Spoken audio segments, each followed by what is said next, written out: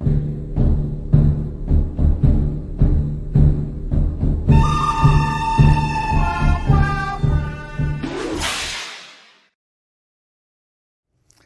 morning, everybody, and welcome to the Texas Real Estate Show. And here we are on a Thursday at noon. Today's show is going to be a little bit different, covering some different topics. And as always, my buddy over here, we've got Mr. James Lee from Lee Group Loans. Good morning, James. How you doing, buddy? I am well, sir. I am well, can't complain. Just getting in here from my Mud District meeting, but I'm glad I was able to join you today. Absolutely.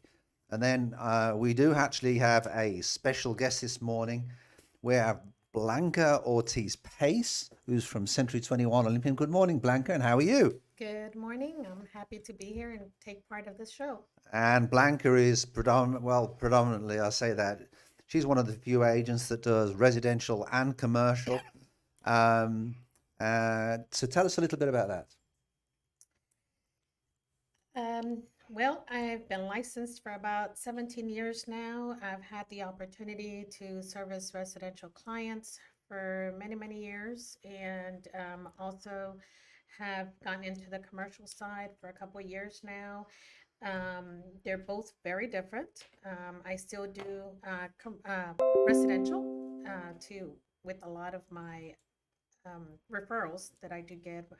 Pretty much 90% of my business now is referrals. And then the commercial side, it's such a pleasure to help see new clients that are wanting to start their own businesses and give them that opportunity. And it's such a joy to see them accomplish to be able to start.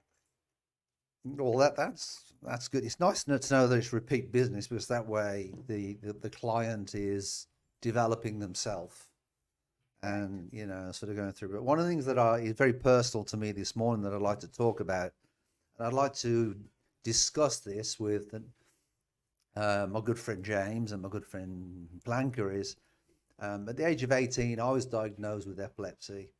And back in the 1960s, that was considered, a pretty severe thing and treated very differently at school. There were some schools that wouldn't even take me in their school because I was diagnosed with having a disability. And I've always had a belief, and a very strong belief, regardless what your disability is, if your attitude and the way that you approach it, I just look on it as a challenge for you to move on and to beat that challenge. And whether that was going to Olympics, like I was lucky enough to do, and I was lucky enough to have the people around me to help me do that, from having a seizure at a national championship, to other events that I had. And as I've got older in life, I've had more seizures, and recently I feel they've got into more control. But what I wanted to do to just talk about that, and sort of, we all have our challenges, and the challenge is really, in my opinion, is it doesn't matter what the challenge is, you can always rise to that challenge. And so regardless where you are in life, I want everybody to feel out there that you can really overcome that challenge. When you come into real estate, there's a lot of people that think it's going to be easy, and I'm going to write my first contract. All I'm going to do is to fill in my blanks on that contract. And it's not like that at all. You might be doing rental properties for the first 3 years. And so that's where I'm sort of moving over to a little bit, regardless where you are in the real estate chain, regardless where you are in life. I feel that there is, and if you, adapt to the challenges in life, I feel that you can get to where you need to be. So with that, I want to hand over to James. What's your feeling on that, James? Well, I mean, there's definitely challenges you run into in anything that you do. But of course, once you find out what it is and how you're going to move through it, it could be health-wise, mentally. I mean, just what we're going through right now with rates and home prices and everything can actually determine kind of your trajectory in it. But it's really a internal deal on how you deal with it And and how you how can you adapt overcome to it. it as well. Yeah, how you pivot and how you overcome the challenges, and who you surround yourself with as a support system as well to kind of help you get through it, right? I think that Right. makes a huge difference. Family, friends, coworkers, all of that goes into helping you kind of be able to get through it, so to speak. Absolutely. And I do think it's, very important, like you said. I think if you've got a good support structure around you, it does help. I put a lot of that down with my epilepsy down to my father. My father was very, very good at what I call reverse psychology. So what I would do, I would go to a competition, I'd absolutely bomb out, and then he'd drive back from the competition, which might be 2 or 3 hours, and he'd be saying to me, do you really want... I wanted to give up. I'm like, no, I've had enough. I'm giving up. And he would use reverse psychology, and he'd basically say to me, do you really want to give up now? That's what they want you to Right. do. So that's I'm never going to worry you as competition, next time. And then I'd call off, I'd think about it, and then give it a couple of days. I was back at the ice rink and I was back on the ice. So, Right. yeah, even to this day, I'll carry a photo of him around in my wallet because, it was just, he was part of the success. So with you, what do you put your success down to then, Blanca? Um, Just staying in contact with them clients? Staying in contact with clients, most definitely. I started my venture in residential when I was in the education field, and I started into it because I purchased my first home at the age of 21, didn't know any better. Younger age to buy a home? Yes, and I ended up in a arm loan, overpaid for the house, and I was curious. I said, well, how is it that, sometimes you feel like, or people see you as, okay, if you have an education, you should know what you're doing in every aspect of life, right? Biggest myth So, ever. right. So I felt like, oh my God, so what did I miss? What did I not know? So I started getting interested into it, and I started taking the courses just because of curiosity. And when I finished my course, I saw everything that went wrong with my transaction. And I said, well, you know what? Let me take this test and let me see who can I help. And so I started little by little, just talking to other teachers that were in the school and the system and everything. Just some, hey, I got my real estate license, and not necessarily trying to get them for business, but more like just talking to them like, hey, I learned about this. So if in case you're going through a home purchase, I can probably try and help you a little bit and guide you.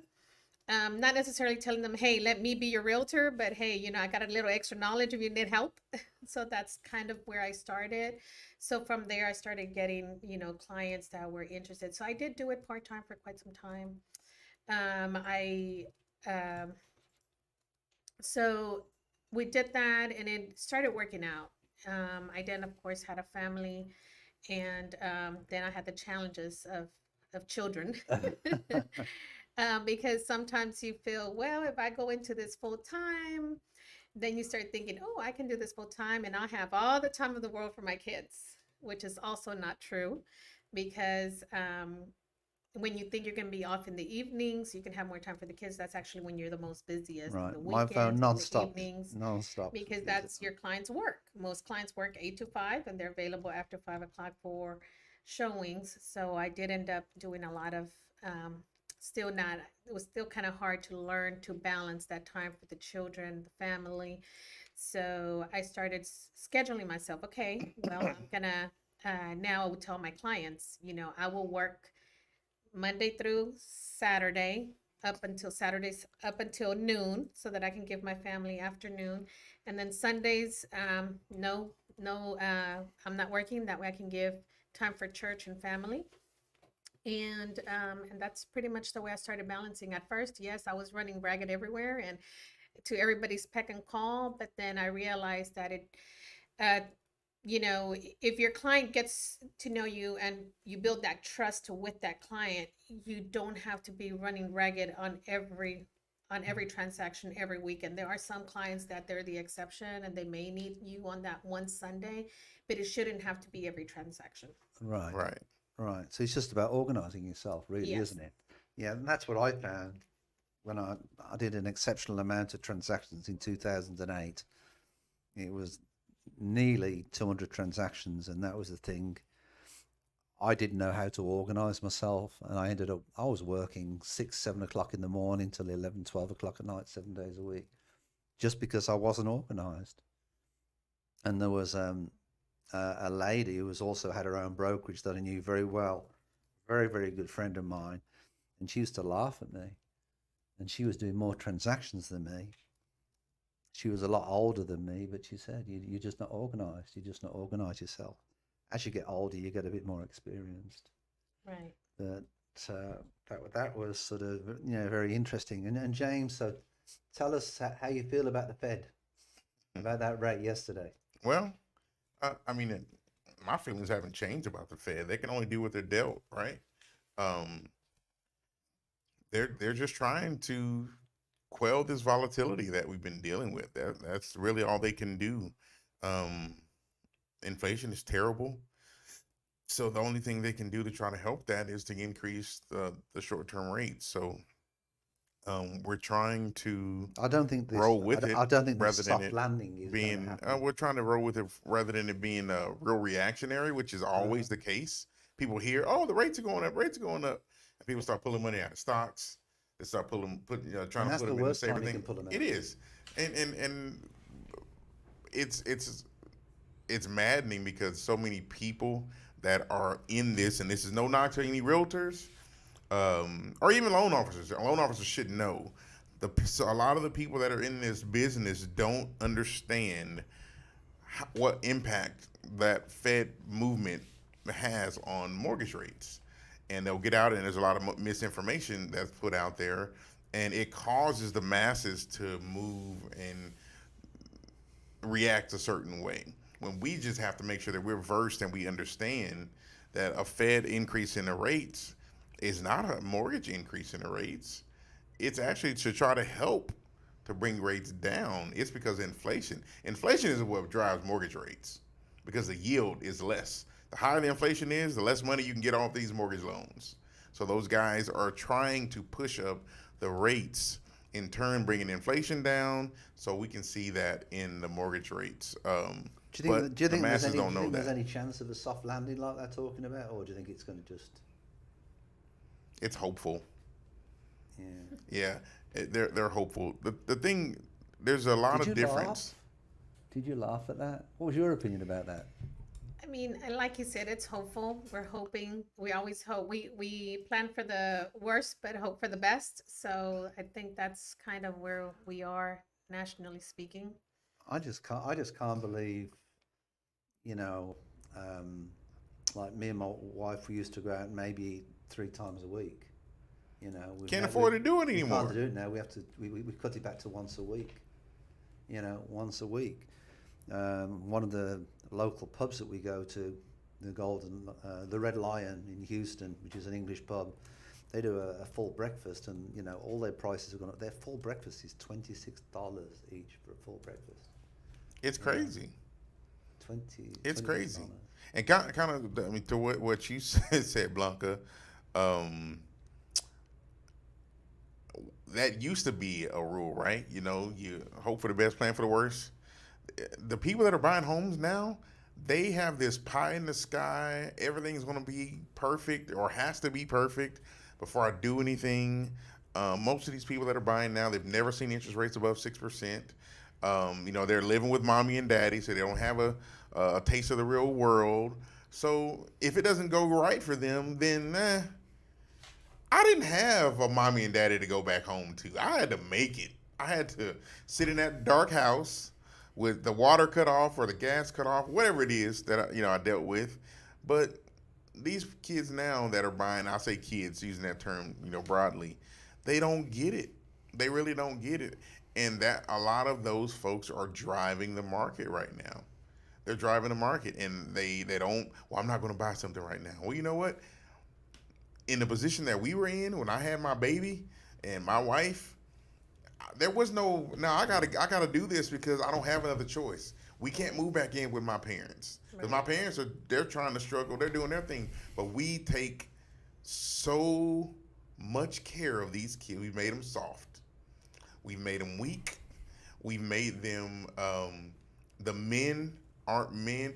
I gotta find the quote. It's about men creating hard time, working through hard times, and weak men create. I'm gonna find the quote, but that's where we live now. We're creating weak people, folks that get their feelings hurt about everything, get I don't know offended what about you everything. mean. Hey, they get offended about everything. You can't have an opinion if you don't agree with them. You hate them.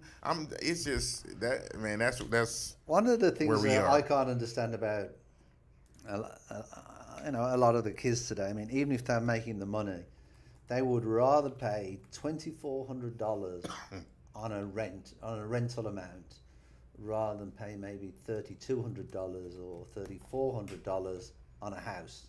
Seriously? Right. Where is this $30 house? Please let me know. With the what? Where's this $30 payment house? I would love No, no, to no, No, that's not what I said. 3,200. $3,200 Yeah. house. So rather than paying an extra $500-600 to have their own, they'd rather continue to rent. Mm-hmm. Yeah. Because I've just had that recently on a client, the young couple, they was, looking at buying a house, and they ended up, no, it's okay, we'll rent. And after all that, it was a 2-bedroom, 2-bath Wow. apartment. And then it depends on what kind of line of work they do. If they travel around more often than not over the year, at least travel for about 12 times a year, buying a house makes no sense. No, Here it is. It's Thomas Jefferson. Thomas Jefferson. Thomas Jefferson. It's called how's it? I think, was it Thomas Jefferson? Let me make sure. Airbnb. Wait a minute. That's what it's called. Oh, no. God, man, what is up with my mouse? Rent it out. Just ripping off. Okay, here's the quote. It says, Can you actually show the quote on? I'm trying to actually get it up here. Oh, let me see if I can get an image of it. No, he has to send it through Discord. Then I have Yeah. I'm gonna see if I can save a copy of it. Great. Usually I try and tell clients, if you think that the interest rate is high now, I purchased at 7.5. 18.2. Steve wins. So I always tell them, you can buy now. Eventually the time will come again when they're going to drop again, and you can refinance at that point. In 1997, I bought my first house at 18.2%. It was a VA foreclosure. One of the reasons why it was such a high percentage, one, it was the time, and two, was my immigration status. Because they didn't know if I was just going to default on it and, go back. It was only like, I think my status for like 5 years at the time. But no. And that's the problem, I think, is a lot of people have not seen the regular interest rates. And so, it becomes an issue. They haven't. We've been so used to the market being propped up artificially, which it has been, for quite some time. When we see it that way, and then it starts to normalize, as they call it, it's like people they lose their minds. Oh my gosh, interest rates are this high? Oh yeah, that's where they are. And there was an article this morning on Yahoo Finance. It was from one of the building organizations, for the new home builders. Mm-hmm. I had no sympathy for them at all, saying how the market's down and how they've been pushed out with their prices going up, with the wood prices, labor prices, land prices. That's why the prices of the houses gone up. When the wood prices came down, we didn't see the cost of the houses come down.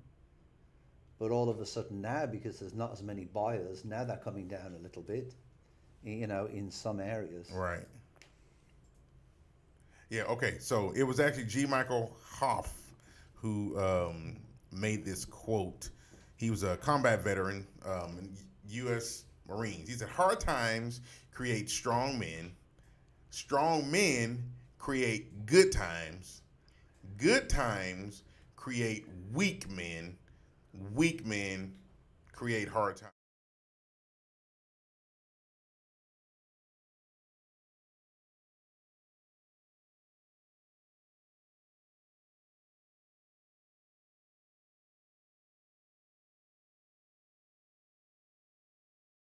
us because, man, we got some weak dudes out here living off their mama and crying about having to take care of their kids. And don't get me started. I can go about this for a while, but this is where we live, man. This is where we live. I'm guilty. I'm guilty of I'm guilty too. spoiling my kids and all of that. It's just it happens.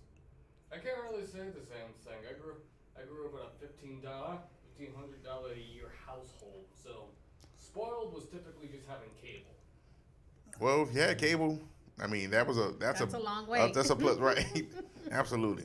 But yeah, man, that's it. Hard times create strong men. Strong men create good times. Good times create weak men. Weak men create hard times. So we're in this cycle. We're definitely in this cycle. Yeah. But that's where we are, and I know it's this industry is commission based, so we got to give good service to be able to get the business. And if you're not giving a good service, you're not getting the business. Then you have others that are coming in trying to crowd that space. With the likes of those companies. We won't say any names, but they want to represent the agents. Oh, just let us sell your house, and Right. we don't have any fees. And I was telling my wife, she saw one the other day. I said, it's a gimmick. Like, oh, they're saying that? I said, nah, it's a gimmick. Yeah, they don't charge you commissions, but they charge you this convenience fee or whatever they call it. It's the same amount. It's just calling it something else. Renaming it. Yeah. And there's no money in, and they're reducing the fee, so it's sort of in the fee, especially when they come to flip it or sell it. And there's no loyalty with people these days either. I was working with a lady for a year, talking with her, weekend calls, text messages, helping her, and I'm not saying that I'm the cheapest game in town, but got close to where it was time to get her closed, and she started shopping. Now, here was my biggest problem. I don't mind getting shopped. That's cool. Shop me. Give me an opportunity to compete, though. Bring it back to me. Let me know, hey, this is what they offer me. Is there something, can you get close to it? Can you do it? Nothing. Radio silence. And then she had her agent, who I don't think worked hard enough to even keep the relationship because, of course, agent still gets paid. Doesn't matter to them who they use. They're still going to get the money. But a year of working with someone to get nothing, man, that's a slap in the face. And it happens.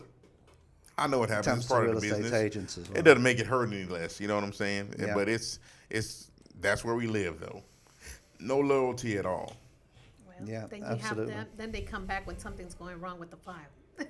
Exactly. I just had that experience as well. So, and it's just, they sometimes want to use a friend of a friend of a friend, and then Tell her, and well, then- just with no names, list the story that you heard this morning. So That I have some clients who I've assisted to purchase a couple homes.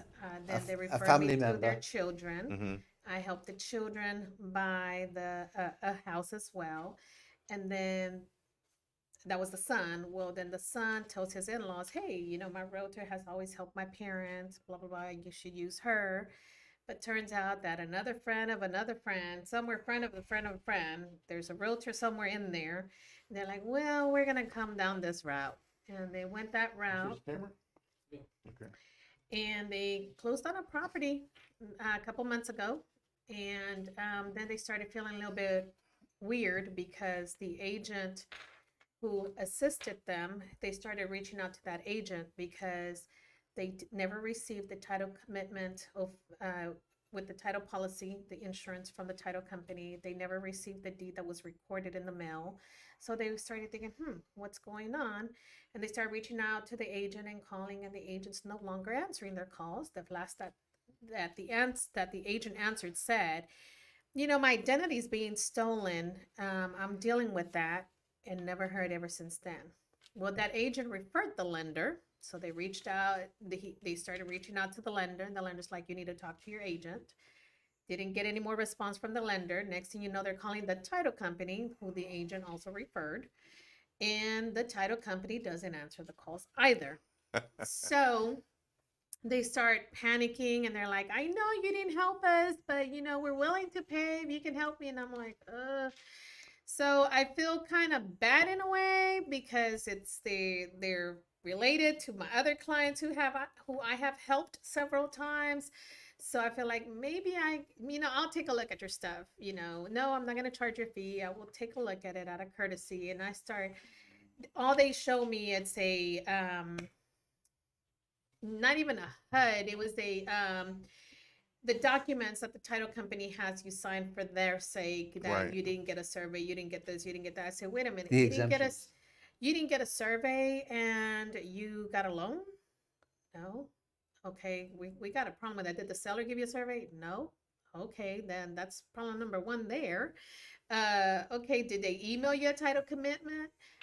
So they started going through their stuff, and that's the only documentation that they sent me. Long story short, I told them, okay, you need to find your deed of trust. They were able to get a deed of trust that apparently was recorded. I called a good friend of mine that works for a reputable title company. I said, hey, I need a big favor. Can you research this property for me and tell me if a deed was recorded back in X month? She said, sure, I'll do it for you. She checked. She said, Blanca, there's 2 deeds recorded with the same street address. I'm sorry, 3 deeds recorded. And I said, does one of them have XYZ name? No. So there's 3 deeds recorded with 3 different people's names, same address, but none of those were those people. I said, okay, I go back to them. And then they said, well, here's the deed of trust we found. The deed of trust has no legal description. How does the lender let that go? How does the lender not notice that? What kind of lender couldn't have been a regular lender? So these people have been making payments on How long have a they been in it? property. They've been in it probably about 4 months now. Wow. No legal description. And so apparently it was recorded, but however, my friend who I'm asking help for, she said there's nothing on that county. There's nothing with their name recorded. So I told them, hey, you're going to have to go back, either go knock at that title company's address, wherever they're supposed to be. It's a small title company that I've never heard of. So I said, go knock at their door and see if they'll answer the door if they're still in business, and tell them that you need another deed of trust with a legal description on there. So Here's what you get. Here's what the masses need to know. Title companies are insurance companies. And if you have the bonding, you can open a title company. You have an attorney or whatever that can back you, that can draw the documents, or if you are an attorney, you can do that. I'm saying that to say, just add, to be a title company, you need to have a real estate attorney on hand, correct? well, you have someone that you consult to draw your documents, right? Right. But again, if you're an attorney, you might be that person. Right. But I'm saying that to say they're not all created equal. You could, even though they say they're a title company, man, they are an insurance company. That's ultimately what they do. They insure that title, and if they go out of business or they don't do something or a claim wipes them out, then you're stuck. You're up a creek trying to chase who the underwriter is on that particular policy, because they should have a title policy too. Exactly. And they don't have one with them. They said So they never so received- here's the thing for me, right? The gall and audacity to come back to me. Oh, I know I did. I've had that happen. And you, just like you say, you take it, you go with it. It's like, man, you should have called me at first. Why did you? Yeah, well, we were doing to make excuses, whatever. But you're calling me now that you have a problem. You want me to get involved to try to help you out when you should have been using me in the first place. You know, we have the homeowners association department. Somebody came in yesterday and says, I've sold my unit to, XYZ. Mm-hmm. And they've come up, no contract, they've just come up with an agreement. There's no resale certificate done. So they both came in, they sat down at the table. We told them the balance that he owes, so he paid the balance off. We told him, you've got to pay for a real estate, a resale, HOA resale certificate, Mm-hmm. because then that's documentation to say that's what you owed at this particular time. All right. And then when you draw up the deed with your name on, with the legal description, you give us a copy, and then we can put it in the system. And they did not want to go through a title insurance company. They didn't want to do it. I'll tell you what, man, in Texas, you know, they don't play with your homestead properties. That's just kind of one of those things. Typically, it's protected. But if you don't close it the right freaking way, there's no, because right now, I mean, I guess the county, if they change the driver's license, they'll let them put an exemption on it. But they usually want to see ownership documents. And if they don't have anything with their name on it. Don't have the deed of trust doesn't have a legal description, so how sure are we? Because it's the same address that there's three others that are recorded with the same address. His problem is going to come when it's tax season. Man, the taxes aren't going to be paid, and they're going to foreclose on it. But again, Brazoria doesn't have anything recorded. With Brazoria County?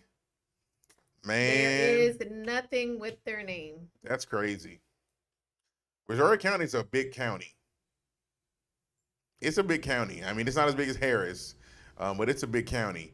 And if they don't have anything like that, I mean, man, that's unfortunate that they didn't. Yes, it is. So now, so I have helped as much as I could. I handed it back over to them, and I said, now you need to go do some door knocking. And from here, you're going to have to go hire a real estate attorney to better advise you.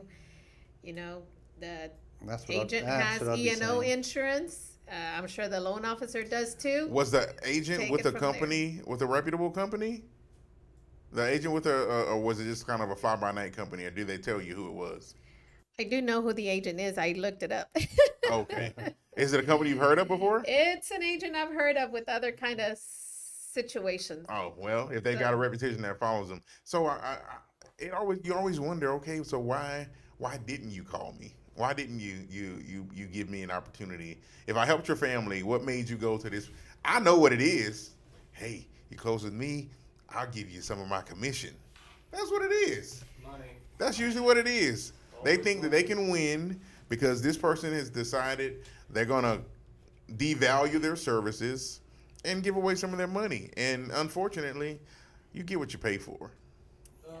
And at the end of the day, really, as a buyer, you're not paying for anything. And if you're trying to get something back, many times when an agent tells you, I'm going to make sure you get a free, such an example as, I'm going to make sure you get a free home warranty. You know, I'll make sure you get that if you work with me. It's already in the contract. It's already in the contract. It's being paid by the seller. Especially if you're a good buying agent and you're good at negotiating. That's what we do. We ask the seller to pay for it. If the seller doesn't want to pay for it, at that point, we may pick up the tab. Yes. It's unfortunately, but that's a pretty good conversation actually today. Absolutely. It was a pleasure having Blanca on. People get tired of looking at our mugs. You need a pretty face on sometimes to kind of liven it up a bit. But we appreciate you joining us on here, Blanca. Oh, my pleasure. We appreciate you. Well, thanks for joining us. We appreciate you for joining us, as I said, Blanca, and thanks for joining us, James. Absolutely. Until then, this same time, same channel next week. Yeah, by the way, if you guys if you're in need of a mortgage or join a real estate career, look at our information down in the description. You want to apply for a mortgage, my information is there. If you want to contact Steve and you want to either buy, lease, or sell real estate, look in the description or below. Invest, we can help or you want to become an agent yourself, please feel free. And if you're interested in any residential or commercial, Blanca's Instagram information should be on the. It was showing on her screen, but is there B.E. Ortiz 1. B.E. Ortiz 1. There you go on Instagram. And hopefully we'll have another opportunity to where we'll be able to dive a little bit more into the commercial side. Yes, absolutely. We'll have to have you back on for that. Yeah. All right. All right, guys. Till next week. We'll talk to you soon. You bet. Take care.